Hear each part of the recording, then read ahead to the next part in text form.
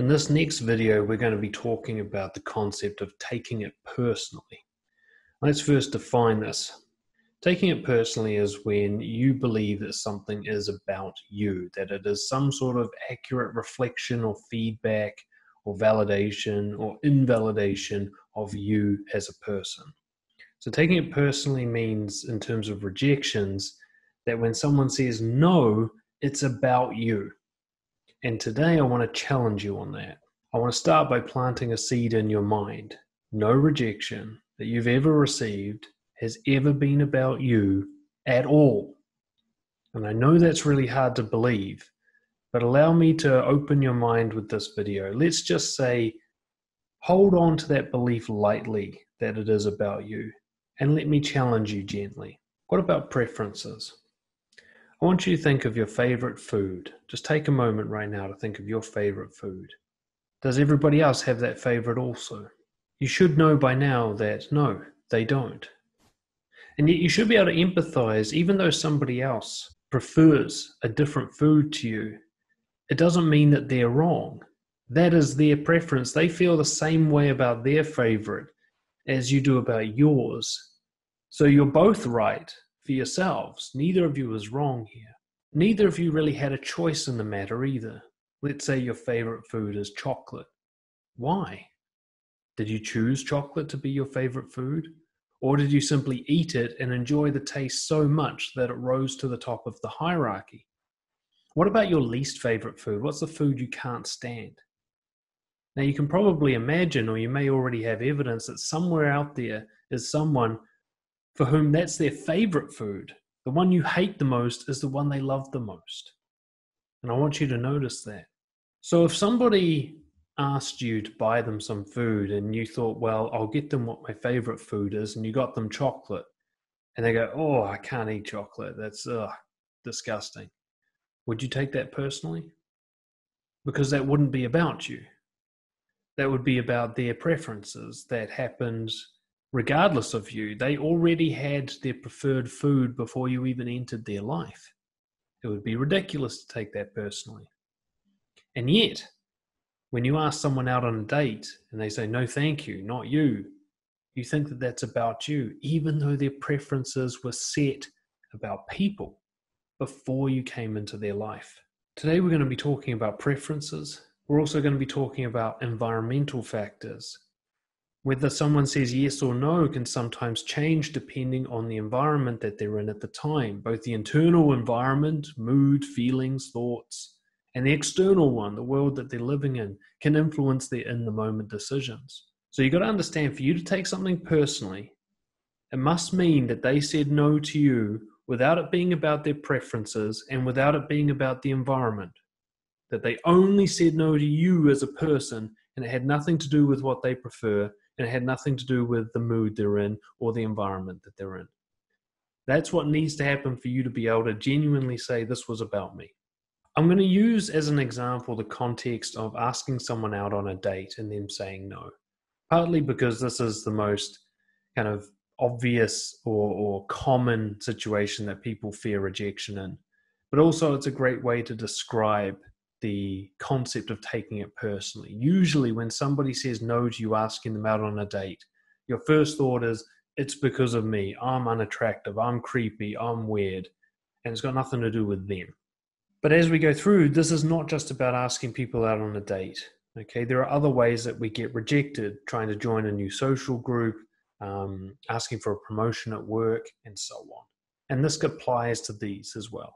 Let's say you go to ask someone out, but they only like people from a certain ethnicity of which you're not. So let's say as a white guy, I go to ask a girl out, but she only likes black guys. Is her no about me personally? If she only likes black guys, what chance did I have? Do I have any more of a chance than another white guy? No, it's 0%. It doesn't matter how I asked her. It doesn't matter whether I'm creepy or charming, confident or shy. The fact that she has this very strong preference about skin color means that I'm out of the running before I even ask. I have no shot.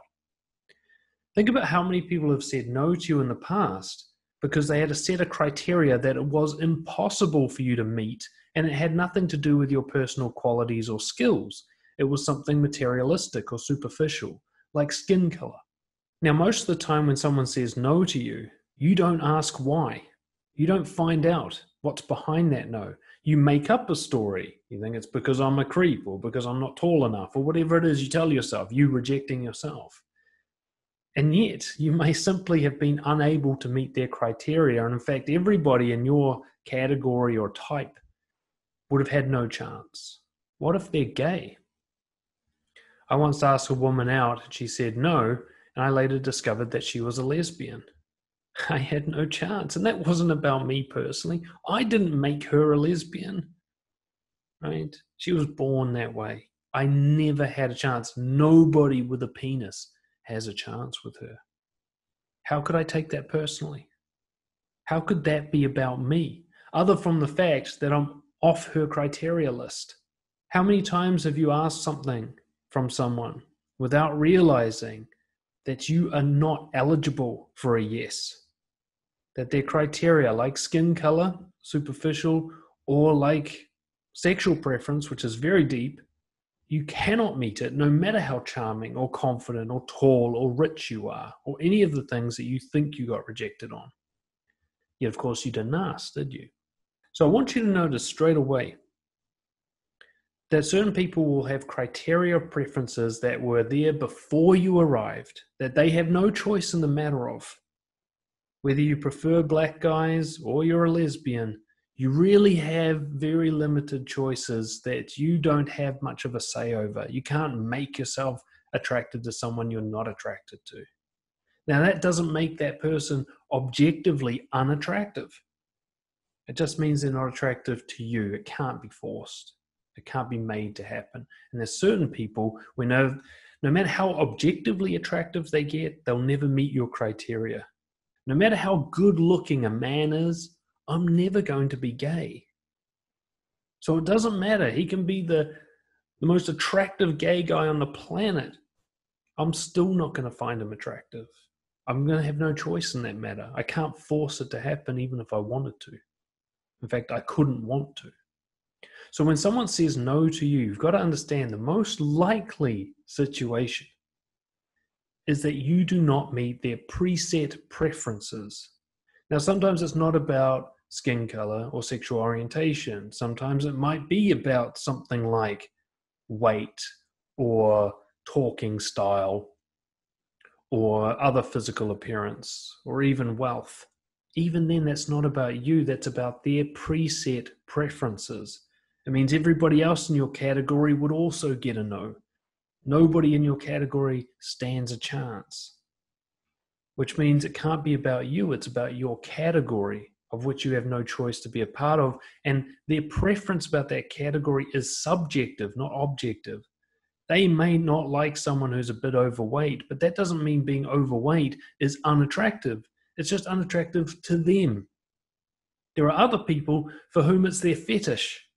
Like I said, there might be some women who say, I would never date a black guy. And there's other women who say, I only date black guys. It's a preference thing. But there's an even greater reason why somebody says no. I once went up to a girl in a shopping mall and I asked her out. And she said no very strongly. She said no, and I was kind of taken aback. I felt like I had offended her or hurt her in some way. I wanted to fix this. So I said, look, I'm sorry. I didn't mean to offend you or anything like that. I just wanted to be honest with you, but I can see that this is, I said something wrong.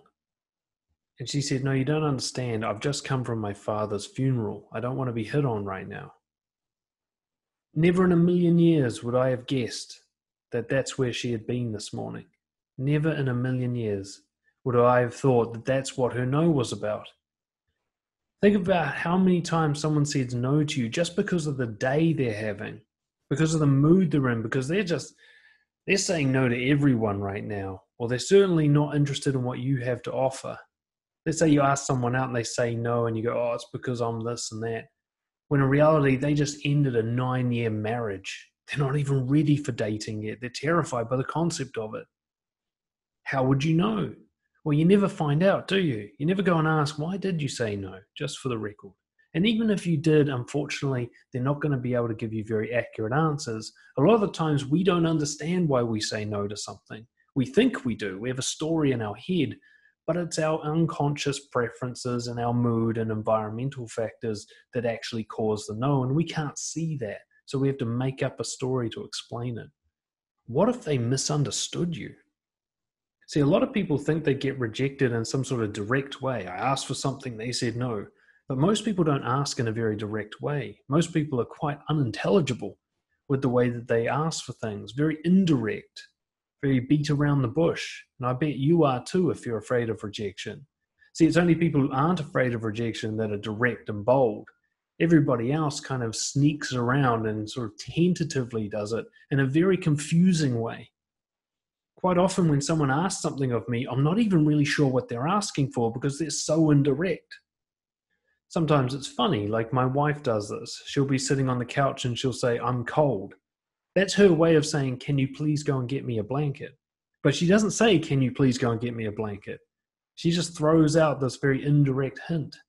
Now, I don't mind, but there are a lot of people who do this in a way that really ruins their life. They ask someone out by saying like, so what are you up to on the weekend?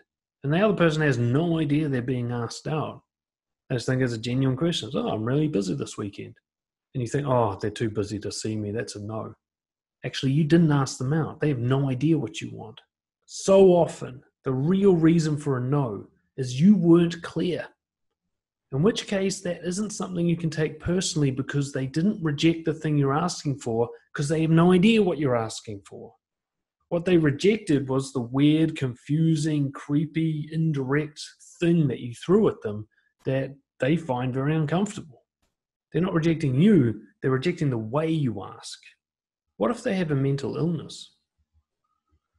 Most people, I believe, with mental illness are undiagnosed and untreated.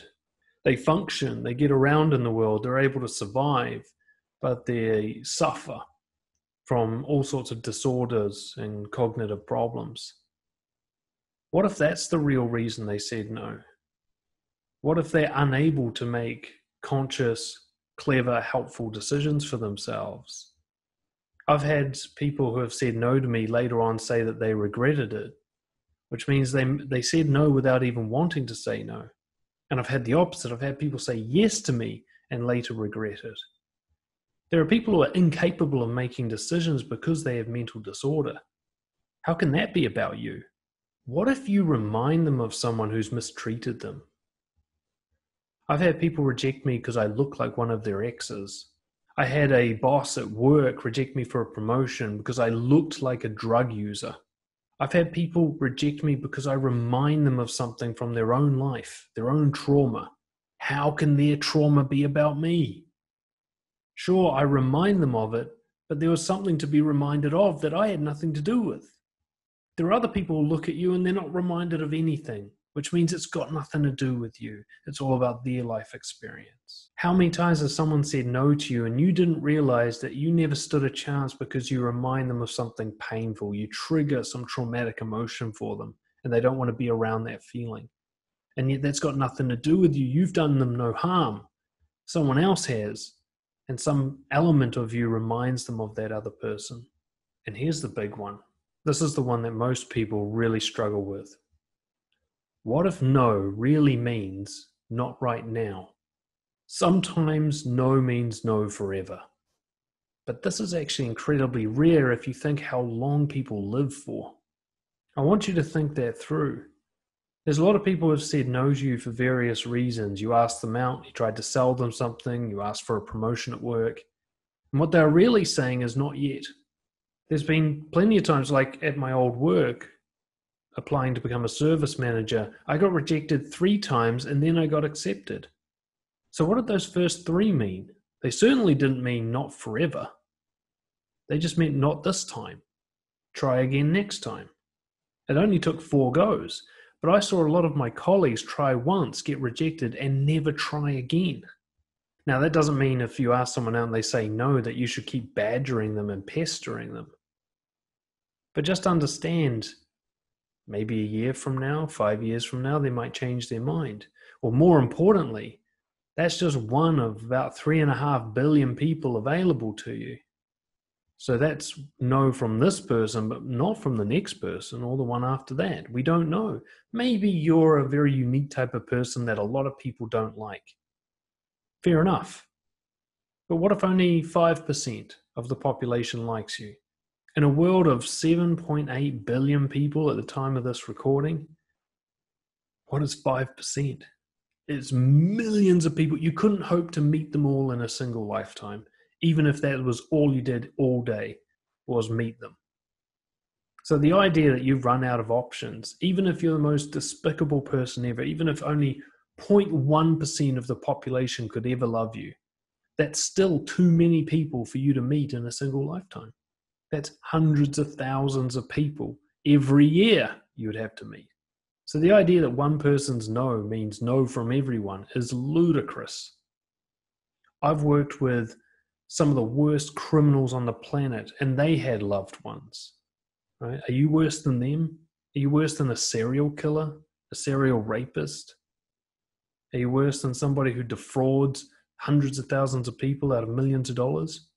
Because if not, then you're actually in the higher end of the bracket. There's more people that will like you than those people, and those people had lots of loved ones and friends. Now, this isn't to say that you're somehow worse than them because you don't have as many friends or loved ones as they do. It's to say that you've been too held back by rejection to go and get what's yours. There are plenty of people out there who want to connect with you. But first, you have to let go of the idea that anybody's rejection is about you personally, because it's simply not true.